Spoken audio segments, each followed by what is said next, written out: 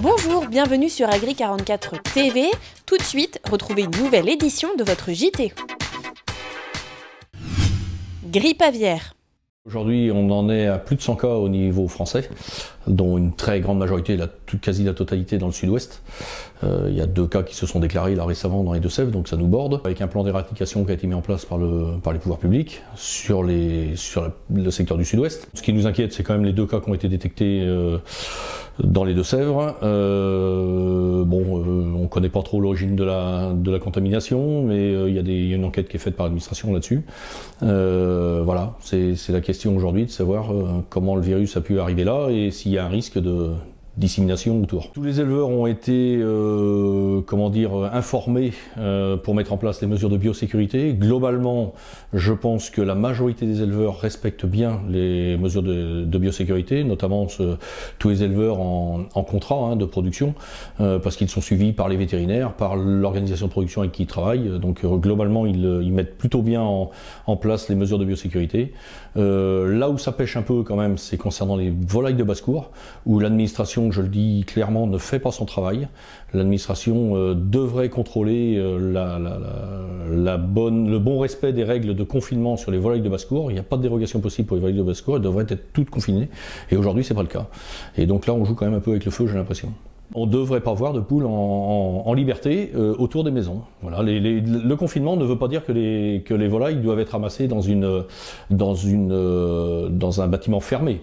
À partir du moment où elles ont une cour qui est grillagée, couverte par un grillage ou un filet, qu'il n'y a pas de contact avec les oiseaux extérieurs, ils ont le droit de le faire. Donc c'est quand même pas des contraintes excessivement dures à mettre en place. Mais il faut le faire. Pour les volailles plein air, aujourd'hui, donc la réglementation oblige à confiner les volailles, sauf dérogation possible, avec visite vétérinaire régulière. Donc là, c'est suivi. Je veux dire, sanitairement, c'est pour ça que j'ai peu de crainte de ce côté-là, parce qu'il y a un suivi sanitaire, contrairement aux basses-cours. Et là, oui, les volailles sont contrôlées. Elles peuvent encore aller dehors. Encore à condition qu'il y ait des filets de mie, qu'il y ait des précautions de prise particulières pour éviter le contact avec les oiseaux extérieurs. Les mesures sont à notre charge. Globalement, là encore, les mesures de biosécurité, on connaît quand même depuis longtemps, parce que quand on prend des mesures sanitaires sur nos élevages, c'est pas pour nous protéger que de la grippe aviaire, c'est également pour nous protéger de toutes les autres maladies. Donc on les applique depuis déjà assez longtemps. Ce qu'on fait, c'est qu'on renforce un peu les mesures.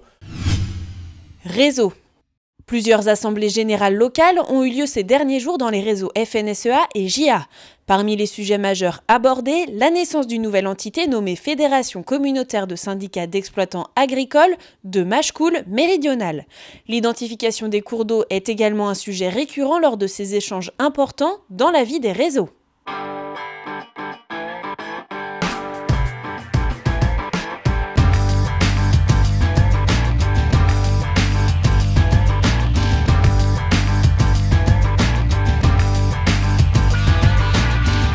Pour une meilleure organisation de ces rencontres, les personnes intéressées sont invitées à se faire connaître auprès de leur responsable local. Viticulture.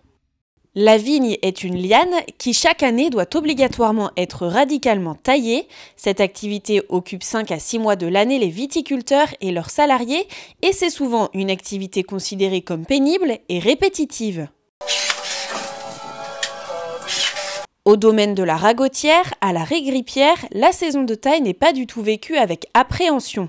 Cela tient en partie au fait que la pénibilité a été réduite grâce à la prétailleuse, au sécateur électrique et, surtout, grâce à la présence de 5 cabines de taille. Fruit d'une longue mise au point à laquelle François Bodino, salarié au domaine, a participé, ces cabines électriques sont depuis une quinzaine d'années parfaitement opérationnelles, capables d'aller sur tout type de terrain. Elles protègent le salarié du vent froid, de la pluie et du mal de dos, puisque le tailleur travaille assis, droit, face à la vigne. Au domaine de la ragotière, l'investissement dans ce matériel est un choix, veillant à mieux préserver ses salariés. Végétal. Le 31e CIVAL, salon international dédié aux nouvelles techniques de production végétale, se tient au Parc des Expositions d'Angers du mardi 17 au jeudi 19 janvier.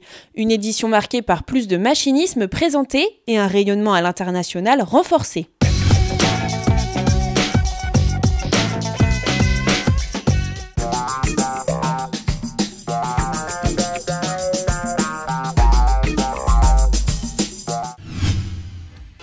Votre JT est maintenant terminé. Retrouvez toujours plus d'informations sur les réseaux sociaux et bien sûr sur agri44.fr.